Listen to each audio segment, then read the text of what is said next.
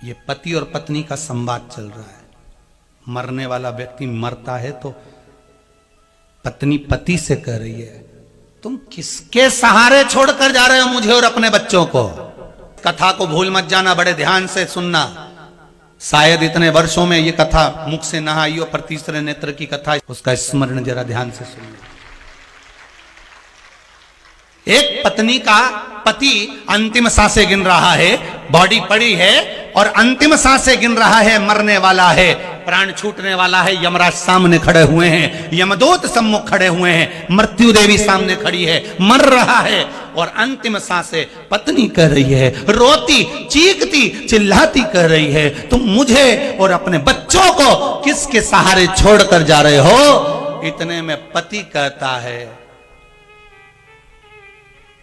जब किसी के प्राण छूटते हैं तो भगवान भी एग्रीमेंट कर लेता है, जैसे ऑपरेशन के समय पर डॉक्टर एग्रीमेंट करता है। बोलो करता है कि नहीं करता। मृत्यु के जब ऑपरेशन थिएटर में डॉक्टर लेकर जाता है तो डॉक्टर भी एक एग्रीमेंट करता है। कौन सिग्नेचर करेगा, कौन जवाबदार होगा, कौन करेगा। डॉक्टर अपने ऊपर जवाबदारी नहीं लेता, एग्रीमेंट करवाता है, सिग्नेचर करिए कि आप ऑपरेशन करवा रहे हैं, आपकी जवाबदारी हम लेकर जा रहे हैं, सब चीज एग्रीमेंट करवाता है डॉक्टर। उसी तरह जब प्राण छूटते हैं तो यमराज से ये जीव आत्मा भी एग्रीमेंट करवाती है कि आप मुझे लेकर जा रहे हो तो मेरी पत्नी और मेरे बच्चों का, मेरे परिवार का भरण पोषण कौन करेगा। तब यमराज कहते हैं कि जन्म उस परमात्मा ने दिया है तो एग्रीमेंट करके भेजा है, मरने के बाद जवाबदारी उसकी हो जाएगी, तू चल। मरने के बाद तुम्हारी जवाबदारी नहीं है कि तुम्हारे बच्चों का पालन कौन करेगा, तुम्हारी पत्नी का पालन कौन करेगा, कौन उनको भोजन देगा, कौन तुम्हारे बच्चों को पढ़ाएगा, कौन स्कूल तक छोड़कर आएगा। जिसने तुमको लेकर जा रहा है, जो तुम्हारी जीवात्मा को खींच कर लेकर जा रहा है, वो एग्रीमेंट कर कर आया है। भगवान विष्णु के यहाँ से सूचना मिलती है, इसको उठा कर लाओ, मतलब फाइल तैयार है, एग्रीमेंट पूरा है, यमराज लेकर जा रहे हैं। तो कहते हैं, तो यहाँ पति अपनी पत्नी से कह रहा है, तू पूछ रही है कि तुम्हारे जाने के बाद मैं किसके सहारे रहूंगी, बच्चे किसके सहारे रहेंगे, कौन संभालेगा हमको। तो पति ने मरते मरते कह दिया, तू चिंता मत करना, जिसने जन्म दिया है मृत्यु वही देता है और मेरे जाने के बाद ये पूरी सत्ता भी वही संभाल लेता है। तू क्यों चिंता करती है, तू क्यों टेंशन। गया जाने वाला चले गए। अब ईमानदारी से बोलो, दादा परदादा मर के चले गए तो तुमने क्या रोटी खाना छोड़ दिया। जम के बोलिए जरा। दादा परदादा मर के चले गए तो तुमने क्या श्रृंगार करना छोड़ दिया। दादा परदादा मर के चले गए तो तुमने कभी घर में गुलाब जामुन नहीं बनाई क्या। दादा परदादा मर के चले गए तो तुम गाड़ी से घूमने नहीं गए क्या। दादा परदादा मर के चले गए तो जमीन नहीं संभली क्या। दादा परदादा मर के चले गए तो दुकान नहीं चली क्या। दादा परदादा मर के चले गए तो बच्चों का पालन नहीं हुआ क्या। दादा परदादा मर के चले गए तो क्या किसी ने कोई चीज का संभाल नहीं हुआ क्या। हुआ, बस कहीं ज्यादा कहीं कम, कहीं घी घना कहीं मुट्ठी चना, संभालने वाले ने संभाला।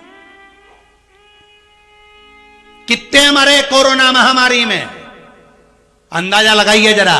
ढेरों चले गए ककड़ी भुट्टे की तरह, ढेरों। जो हॉस्पिटल जाता था घबराहट में यूं ही मर जाता था कि अब कोरोना हो गया है, मर जाएंगे। और शिव महापुराण पूरे साल 2 साल जब तक कोरोना चलता रहा, शिव महापुराण बिल पावर मजबूत करती रही कि घबराना मती, शंकर है तुम्हारे साथ हॉस्पिटल में। इसलिए कई ठीक होकर भी आ गए। शिव है तुम्हारे साथ में, शंकर बैठा है तुम्हारे साथ में, तुम घबराना मत, शिव तुम्हारे साथ में है। ये शिव महापुराण कोरोना महामारी में औषधि का काम कर रही थी।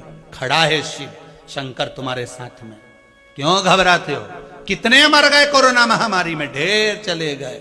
अब बताओ, इनकी पत्नी, इनके बच्चे, इनका पति, इनका परिवार का भरण पोषण कौन सा पड़ोसी कर रहा है। बोलो, कोई पड़ोसी कर रहा है। रिश्तेदार क्या 2 रोटी दे रहे हैं। मरने के 15 दिन ही सही से कर देना, वही बहुत है रे रिश्तेदारों, वही बहुत है।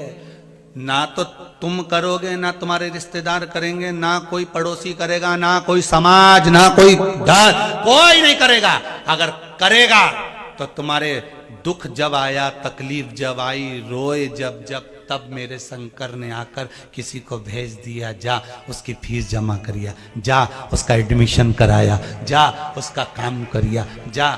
शिव भेजे हैं किसी को प्रेरणा देकर, तू चले जा उसके यहाँ। जा। सब्सक्राइब करें हमारे चैनल को, क्योंकि हम आपके लिए पूज्य गुरु जी पंडित प्रदीप जी मिश्रा जी के द्वारा बताए गए हर एक उपाय इस चैनल पर उपलब्ध कराया करते हैं। श्री शिवाय नमस्तुभ्यम।